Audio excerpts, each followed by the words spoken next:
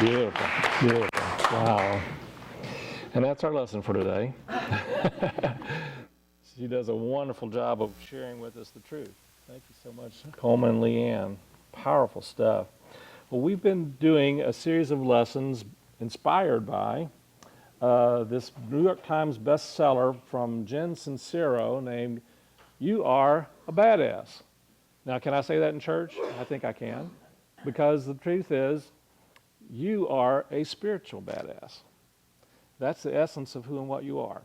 Now, to me, a badass just means someone who is not afraid to be who they are and is not afraid to be the kind of person that you are potentially growing into. And so that we're all learning how to experience more of our unique divine nature, which at times is very beautiful and sweet, and other times it can be absolutely powerful and strong and clear and full of life, and as the scripture says, Jesus was full of authority. Full of authority. To me, being full of authority really is about just being in alignment with the truth of your spiritual nature. And we're learning how to do that. That's part of our journey here, I believe, is the more we actually have opportunities to remember and to get reminders of who we're not and who we are. That's really the journey, isn't it? It's really about going along the path in such a way that we get these amazing reminders of who we're not, don't we? But we also, as a part of that, if we pay attention, those are also reminders of who we truly are. She starts off with a quote from Albert Einstein when he says, "Reality is merely an illusion, albeit a very persistent one." And so we're going to look at this from an understanding that you and I have within us certain thoughts and feelings and attitudes and beliefs that we have accepted and adopted through our life. And she gives an example which is pretty interesting. How many of you have ever had the experience of having been inside your house or somewhere and a bird came in? And you do whatever you can to try and safely get the bird out, right? And she says that she had this experience. She was sitting in her living room and the bird just kept flying up and hitting the window. And she was trying her best, she said, with her flip-flop to try and shoo the bird out through the open door. She was holding the door open for the bird, and it kept flying into the window. I don't know about you, but I've had experiences in my life that I kept flying into the window. Know what I'm talking about? The door was wide open, and I just didn't see it. Didn't know the door was open. Didn't know it was available for me to go out and have an experience of freedom because I was absolutely set. I could see the sky. I mean, it was obvious that this is the way to go. But I kept running into the window. Why is it I kept running into the window? Because I believe that was the way. And we have, all of us have these accumulative ideas and thoughts and belief systems that are probably not giving us the kind of experience and kind of freedom that is the truth of our nature. We have thoughts and ideas and belief systems that basically are there to hold us in a particular place, not intentionally perhaps, but from an unconscious level, we have these limiting belief systems. And these limiting belief systems are really what are determining this illusion that we call reality for us. And so part of the work and part of what he's encouraging us to do is to begin to notice and pay attention to our limiting stories. And she makes a really good point that these are really stories. And they're stories, whether we realize it or not, that we have actually made up. Now, we may have had experiences that triggered us making up these stories. So we may have had a painful experience with someone in our past, and every time we meet someone like that someone, there's a story around it. And unfortunately, we make those generalizations not just about a particular person that we had a negative experience with, but anyone that's anywhere nearly like that, or even for that matter, the same sex or gender. We have a story about that sex or gender rather than about that person.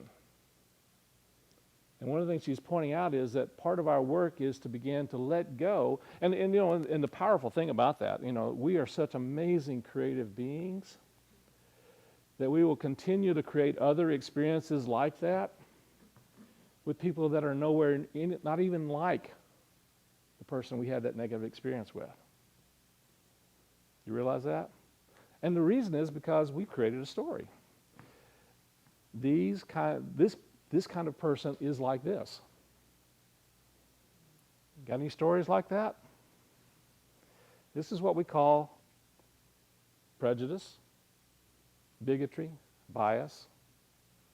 And it can be, it just permeates in so many ways. And partly we've done that primarily because it's a type of survival mechanism. It's partly to keep us safe, but even more to keep us safe, it's become to just simply keep us comfortable. And comfortable is not necessarily surviving. I have this great little cartoon that I have in my office, and it has a little circle of a thought circle, the little thought circles that you have in these different drawings, and it says your comfort zone in the circle. And then over here it's got another circle, and it says where the magic happens. I love that imagery, because the reality is that there's a magical aspect of your nature and your being that doesn't necessarily live within your comfort zone. And in order to really truly know that and experience that more, you have to be open and willing to break out of the common everyday stories that we bought into, that you've accepted and you've told yourself. She says, we're so deeply wrapped up in our stories, such as, I don't have the money, I'm not good enough, I can't quit my job, I'm lazy, I have bad hair, or you have evangelical hair, I don't couldn't resist that one. Or a limited amount. Or a limited amount, it's not, So she says, trudging through life with our heads down, clinging to our false beliefs like lifeboats full of bleep, and we prevent ourselves from seeing the literally infinite sea of possibilities and opportunities surrounding us at every single moment. So she points out, have you ever walked down a street that you've walked down 1,000,000 times and suddenly noticed a house or a tree or a mailbox or something else totally obvious in your face, and you never noticed that before? How many of you had that kind of experience? Or you've suddenly become aware of the eye color of someone that you've known for years. Do you think it changed? No. Or have you ever looked at your mother and thought, I was inside of that woman once? She says all of this stuff didn't suddenly appear and then you noticed it. It was there all along. You just weren't experiencing it because your focus was directed somewhere else. And so our focus oftentimes is directed in the story that we have about someone, or the story that we have about an experience, or the story that we have ultimately about ourselves. And we've got our energy really invested in our stories. And so one of the things she encourages you to do is to begin to pay attention and notice, what are the stories that come up for you? So is there something in your life that you would like to experience more of, whether it be abundance, whether it be love, whether it be health? What are the stories that you're telling yourself? Here's another way of asking it. What's the story that's getting in the way of you having that experience? What's the story that you keep telling yourself over and over again? So, number one, find out what your stories are. And she really encourages you to take some time to really write them out, so that you can actually see what they are and have a conscious awareness of what you've been telling yourself over and over again unconsciously.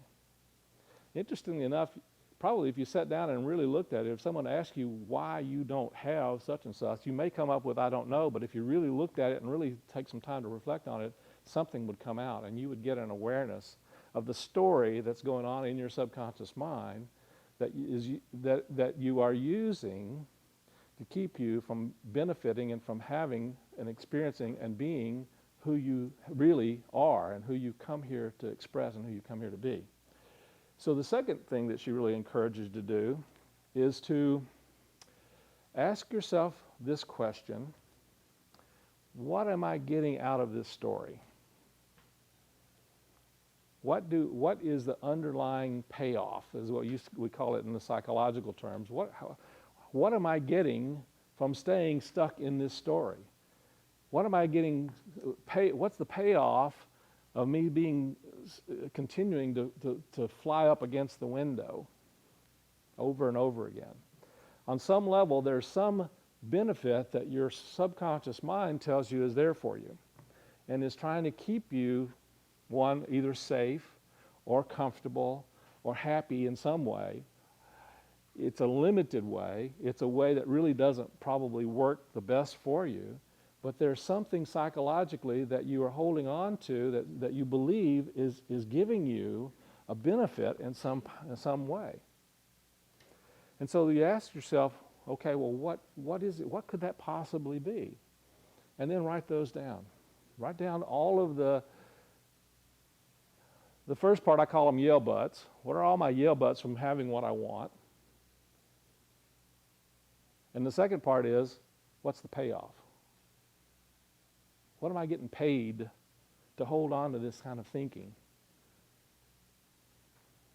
What's the blessing that I think is in it for me? We think it's a blessing, but in reality, it's simply a way of holding us in our comfort zone. And our comfort zone is not necessarily where the magic happens. Our comfort zone is really what's holding us stuck and keeps us flying into the window. Does that make sense? Yeah. So this is good stuff. This is good, powerful work if we're willing to do it. If we're willing to take the time to look at these stories, and then the next part of it is rewrite the story. Why do you keep telling yourself the same story over and over again? It's got the seed of your freedom in the story itself. And so whatever I can't or I don't comes up for you, turn it around. Flip it. And begin to affirm and see and say the truth of your possibility and your potential. It may not necessarily be what you feel is absolutely true right here and now, but if you continue to hold the limiting belief system that feels comfortable and right to you, guess what? You're a creative being. You're going to continue to create experiences and circumstances that demonstrate and validate that limiting story. So let's change the story. Write a different story for yourself. Write a different, and one of the powerful things is, people tend to get stuck in their stories because they had this past experience, right? Rewrite the past experience. Write it differently. You interpreted that experience in a particular way. You wrapped it in a story of what it means for you. Course in Miracles say we give everything its meaning. Give it a different meaning. What if it were a blessing for you to learn a particular way of learning and growing and being and experiencing and expressing? And how can you really begin to see and say that it's somehow there to help you be more of what you are, to really shine your authentic, authoritative life out into the world? Sounds like a powerful exercise, doesn't it? How many of you are open to that possibility of just simply rewriting that story? Those things that you've been saying to yourself, say them differently. Say the possibilities rather than limitations. Powerful stuff. Yeah. So there's so much rich, beautiful awarenesses in this book that I can't begin to cover all that she's really has here, but But I just think these are such powerful gifts for us. So she says, list off the old stories, feel into the false rewards, and thank them for their help. Because the reality is, this is the payoff I was telling you about. Whatever that payoff was, it's there ultimately. The subconscious mind or the ego mind is basically there trying to protect us in some way. So thank it for the work that it's doing, but just don't continue to listen and accept that payoff is the reality, that it's true. She says, take a false reward and write a new one, a powerful story, and replace that old story with a new one. And then behold your awesome new life. In other words, begin to see the amazing possibilities of you coming forth as you go through this experience. She encouraged you to then get a move on. Take actions based upon the new story. Even if it's little steps, take action. Take some kind of action that changes your current experience of the story and move into a different possibility. Get out of your routine. Stop doing the same things, patterns that you've been doing. And 6, sidestep this spiral of coming back to the patterns over and over again. And then more than anything, as she ends every section, love yourself. Love yourself. Love who you are, even where you are. Love that part of you that really doesn't want to let go of the old story. Because if you simply beat up that old part of you that doesn't want to let go of the old story, that's just another story. Right? Change the energy about that. Change the energy and send it and use different energy to actually help the transformation. If you try to beat yourself up because you have this part of you that wants to beat yourself up, you just keep beating yourself up, and you're trying to use the same energy that's keeping you stuck. Does that make any sense? So I call it, there's anabolic energy and there's catabolic energy. I've used those terms a lot. Anabolic is life enhancing. And by loving that part of yourself, you're using life enhancing energy to transform whatever is going on that is catabolic. Catabolic is basically life depleting energy. Energy that actually is draining you of your light and of your life and of your truth and who and what you truly are. And so by shifting that energy and by loving who you are, you're actually putting in and placing, you're using that creative power of the law of attraction. Some people like to use that term. I call it the law of creation. You're creating something new. You're creating something different. And you're transforming whatever that energy is. Scripture says that perfect love casts out fear. Catabolic energy is basically fear energy. Anabolic energy is basically love energy. And by loving even those parts of you that you have trouble loving, you're actually transforming that energy. Well, she's got some amazing insights in here. She quotes Mark Twain here. She says, I have lived a long life and had many troubles, most of which never happened. I love that saying because it's so true. Most of the troubles that we have never really happened. But they are interpretations of things that have happened.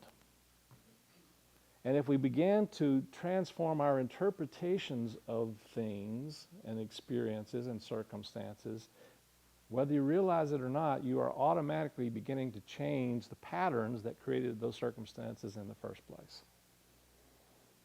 So what are the seeds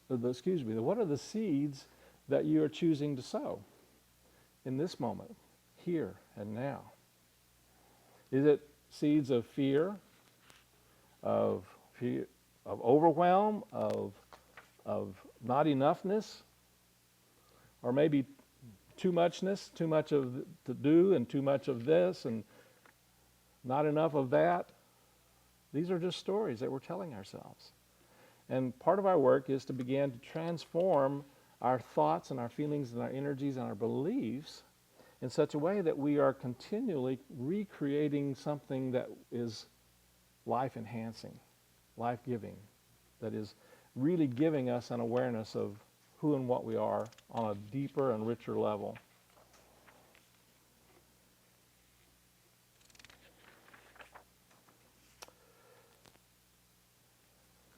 One of the things that really, she has a way of capturing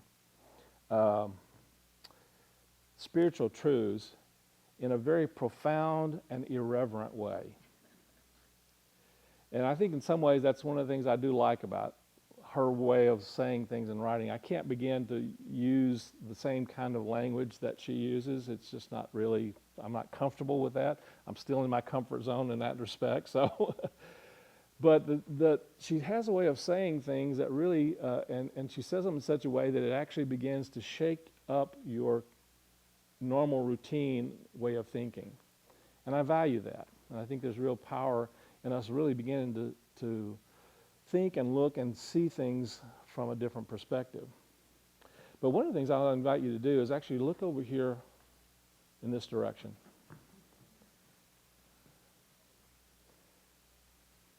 And one of the things she points out is that everything that goes on out here in the world is just like that.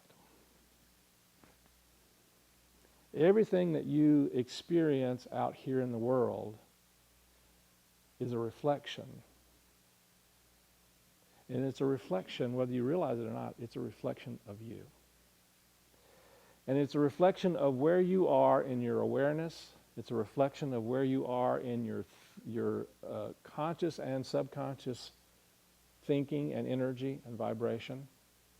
And if there are things that are showing up in your life that you don't like very much, they're there because there are things that are going on inside of you that you don't like very much. And if there are things that are going on out here that you really absolutely love, it's because there are things that are going on inside of you that are breaking free from the limiting thoughts and beliefs, and they are allowing that energy of love to be reflected back to you. And so if you have people that show up in your life, anybody have had somebody show up in your life that really, really, really hooked you and pushed your buttons? Anybody have anything like that? Do you realize that they are there for the sole purpose of helping you to see whatever it brings up inside of you? And you have that person show up in your life either because you have aspects like that person that you don't like within you, or you're afraid that you might have aspects like that in your life, in yourself, or you are somehow trying to protect yourself from something like that. And so part of the work is to begin to recognize that everybody and everything and every circumstance that shows up in you is there to show you some aspect of your energy, of your consciousness. She says we're all attracted to as well as turned off by various things about other people. And the things that stand out the most to us are the things that remind us the most of ourselves. This is because other people are like mirrors for us. If somebody bugs you, you're projecting onto them something you don't like about yourself. And if you think they're awesome, they're reflecting back to you something that you see in yourself that you like, even if it's not developed in you yet. I know this sounds like I'm making a massive generalization, but just stay with me here. Your reality is created by what you focus on and how you choose to interpret it. This goes for everything, including the things you focus on about the people in your world.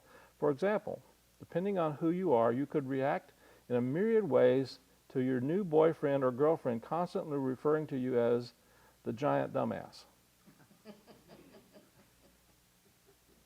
You could A, see this as a red flag and think they're a bully. see this as a red flag and think they're nervous or insecure and have terrible manners.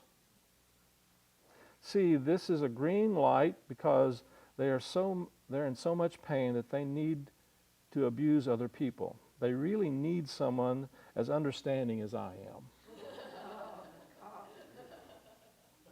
Or D, this is a green light because you believe that you are, in fact, a giant dumbass. Or E, think it's hilarious because it doesn't resonate with you at all. Lots of different possibilities, wouldn't you agree? And so one of the things for us to begin to recognize is that the world that we see out here is an interpretation that we have of a story that's going on in us about what's going on out here. And it generally is a reflection, not necessarily about what's going on out here, but something that happened in our past that we've created a story around. And so part of our unfolding is to begin to come aware of the stories that are shaping and forming our life and our world. And if it's not something that really allows us to be, as Jesus said, the light of the world, so see, that's the truth of who and what we are. You are the light of the world. And if the story that's been going on inside of us for weeks, months, years, decades, a lifetime, is not one that really is helping us to move closer to being that light of the world, not only for others, but also for ourselves, then we need to begin to shift our focus, change our energy, change the story, and really begin to see and affirm life and the life that we are choosing to be creative beings in creating. How many are up for that? That's our homework for not only this week, but probably the rest of our lives. But that's the work, isn't it? That's the work. Change the story, and you change the world. And I'll just leave you with that thought.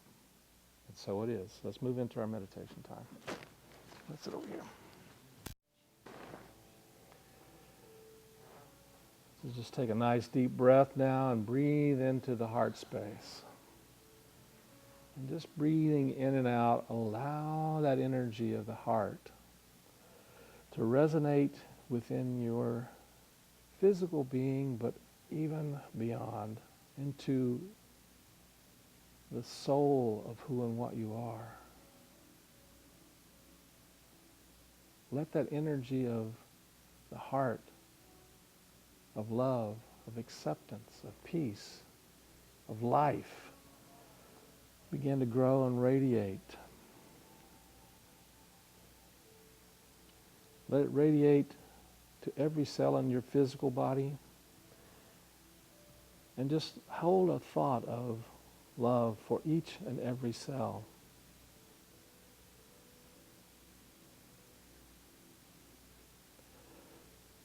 And in your thoughts and in your feelings and in your awareness, just simply say to each and every cell, I love you.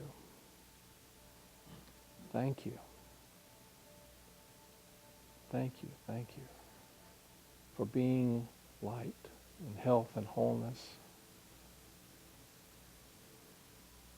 And then breathing through the heart space, let that energy of the heart expand even more and surround and fill this room. And just like every cell in your body, just know that everyone in this room is like a cell in your body.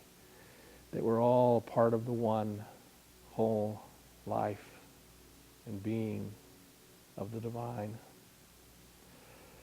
And see each one now filled with love and life. And give thanks that each and every one that shows up in your consciousness is there to share a blessing or a lesson or both. And be open both to the blessing and the lesson about who you are and who you have come here to be. breathing into the heart space, let that energy of the heart, of love, of life, that life-enhancing energy expand and grow, and see it surrounding and filling the hearts and minds of everyone on this beautiful planet Earth. This amazing, beautiful marble. And see each one experiencing an upliftment of heart, mind, and spirit. And know that each one that comes into your energy, into your awareness, is there to show even more of the greater possibilities of your true, authentic nature. And so thank each one for being in your life as a teacher, as a blessing, as a lesson. And those that continue to be in darkness, bless them, and know that you can also don't necessarily need to hang around them. And so you just release them into the light, into their path, into what is highest and best for them, and know that you also are releasing you into a greater light and a higher blessing for you. Take another nice deep breath in the heart space. Let your awareness be filled with love and grace and peace and light, and with a story that is explaining and expressing and sharing the truth of your possibilities. And take one more nice deep breath, and when you're ready, gently open your eyes. Being present here and now in the energy of the heart. And when you're ready, open your eyes, and so it is.